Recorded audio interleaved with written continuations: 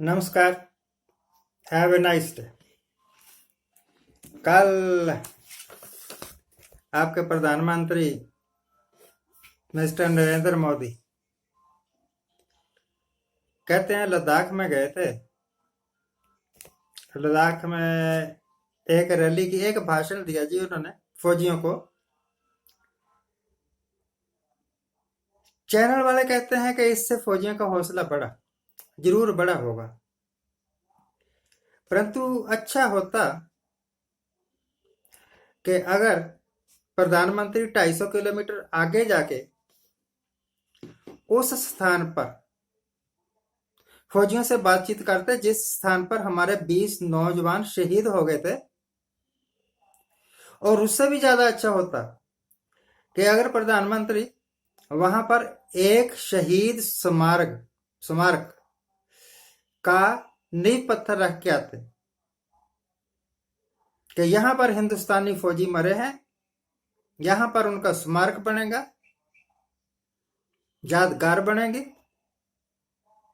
तो मुझे लगता है कि जितनी वाहवाही इन्होंने सरदार पटेल की मूर्ति बना के हासिल की होगी ना, बड़ी तरद्दत करके, उससे 1000 गुना वाहवाही और पॉपुलैरिटी इनको यहां से मिल जाती। ये होता सचमुच फौजियों का सम्मान, और इस तरह फौजी सचमुच अपने आप को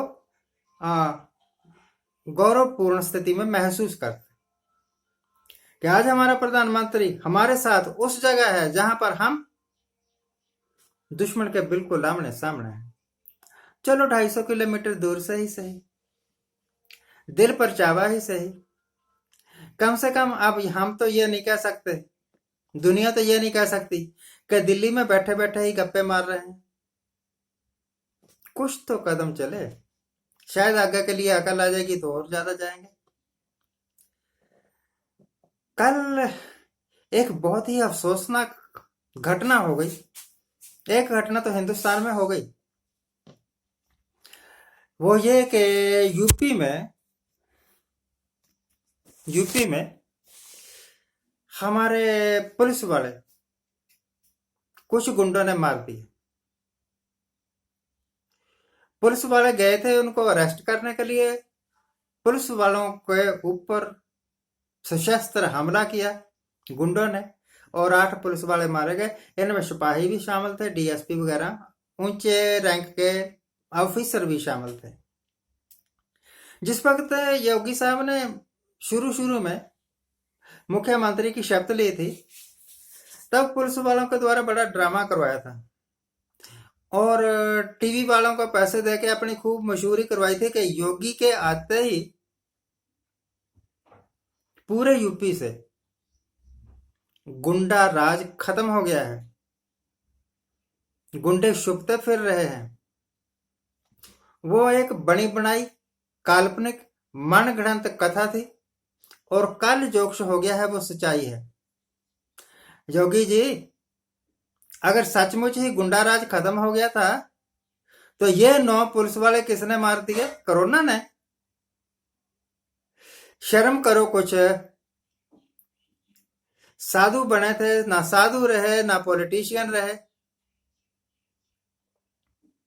यह राजनीतिज्ञों का काम है तो उनको करने दो। तुम मठ में जाके राम राम राम राम जा जोक्स भी करना है, माला फिर। अगर आपने पॉलिटिशियन ही बनना है तो ये भग में कपड़े उतार दे, पॉलिटिशियन बन जाए। आपसे ज्यादा अच्छी तरह तो क्राइम का कंट्रोल हिमाचल गवर्नमेंट ने किया हुआ है, ज्यादा अच्छी तरह क्राइम का कंट्रोल पंजाब गवर्नमेंट ने किया हुआ है। आपका क्या कंट्रोल है? दिल्ली में प्रधानमंत्री की नाक के नीचे इस करके बोला है कि दिल्ली में जो पुलिस है वो सेंट्रल गवर्नमेंट के अंडर है, स्टेट गवर्नमेंट के अंडर नहीं है। दिन दिहाड़े रोज ही लूट मार हो जाती है, लोग घरों में घुस के लोगों को मार देते हैं। कल भी ये जो पिछला कल गया है, 2 मर्डर किए गए हैं दिल्ली में। तो मैं क्या समझूं कि दिल्ली से, यूपी से बिहार से गुंडा राज खत्म हो गया है, तब तो आपको बधाई मिलनी चाहिए। आपके आते ही गुंडा राज खत्म। संजय गांधी क्या नाम है उसका भाई, और फिल्म का एक्टर, उसके पास एक AK-47 राइफल मिली थी। चलाई उसने कभी नहीं, किसी को गोली उसने मारी नहीं, नुकसान उसने किया नहीं था। उसके ऊपर मुकदमा चला था, हालांकि उसका बाप MP था, पर फिर भी उसको जेल में रहना पड़ा, सजा भुगतनी पड़ी। और योगी के राज में गुंडे जिनके ऊपर 60-60 केस चल रहे हैं, क्रिमिनल केसेस, वो खुलेआम कैसे घूमते रहे? सजा याफ्ता मुजरिम है ये, इनको जुबान तक कैसे मिलती रही? और बाहर आके पुलिस वालों को ही कैसे मारते रहे? पुलिस वालों, अब पता लगा कि अपराधियों को संरक्षण देने का क्या मतलब होता है, अपराधियों की मदद करने का क्या मतलब होता है। ये वही अपराधी हैं। अभी कुछ दिन पहले एक बाबा पर एक औरत ने इल्जाम लगाया कि इसने ये मेरे साथ बलात्कार करता रहा है। वो औरत अंदर है और बाबा बाहर भी आ गया। पहले तो उसको अरेस्ट करना ही बड़ा मुश्किल हो गया था। अरेस्ट हुआ और चौथे दिन जमानत हो गई, और जब वो जेल से बाहर आया तो उसको फूलों के हार पहनाए गए।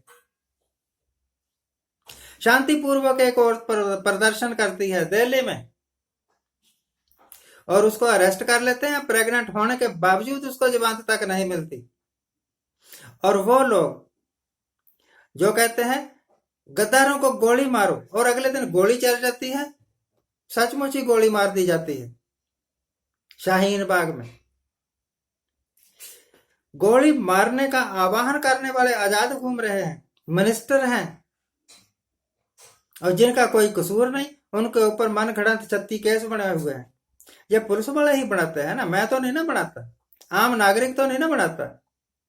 जब करप्ट पॉलिटिशियंस को सपोर्ट करने के लिए पुलिस पॉलिटिशियंस का हथियार बन जाती है, खिलौना बन जाती है, तब यही होगा। पुलिस किसी योगी की नहीं, पुलिस किसी मोदी की नहीं, ना पुलिस ना सेना, यह देश के कानून की, संविधान द्वारा इसको अधिकार मिले। अगर पुलिस, अगर BSF, CRPF, आर्मी किसी दबाव में आए बिना अपनी ड्यूटी करें, तो इन लीडर्स की हिम्मत नहीं कि ये करप्शन को बढ़ावा दें, गुंडागर्दी को बढ़ावा दें। ये गुंडे, ये करप्ट ऑफिसर्स, ये करप्ट पॉलिटिशियंस, ये सब पुलिस की मेहरबानियों के कारण ही हमारे सिर पर चढ़ते हैं।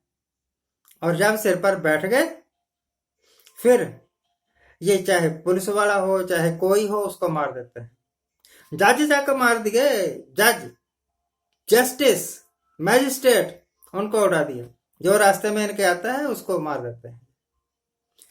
तो पुलिस वालों, आप समझ जाओ कि आप देश के वास्ते हैं, देश का कानून आपके वास्ते है।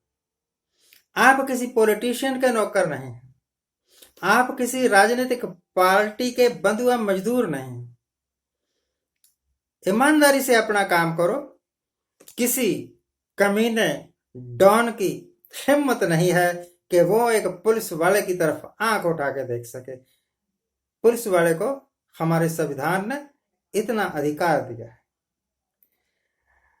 एक छोटी सी बात यह है कि पाकिस्तान में एक अनमैन्ड रेलवे क्रॉसिंग पर एक एक्सीडेंट हुआ। उसमें ट्रेन के साथ टक्कर खा के एक बस क्रैश हो गई, और उसमें 30 सिख तीर्थ यात्री मारे गए। अफसोस है, यूपी में मरने वाले पुलिस वालों के वास्ते भी बहुत अफसोस है, श्रद्धांजलि है। आज के लिए इतना ही। आज जिनका जन्मदिन है उनको हैप्पी बर्थडे। आज जिनकी मैरिज एनिवर्सरी है उनको बहुत बहुत शुभकामनाएं। सदा सुखी रहिए, आनंद प्रसन्न रहिए। हमारे चैनल को सब्सक्राइब करिए, शेयर करिए, लाइक करिए। Thank you very much. Thank you very much.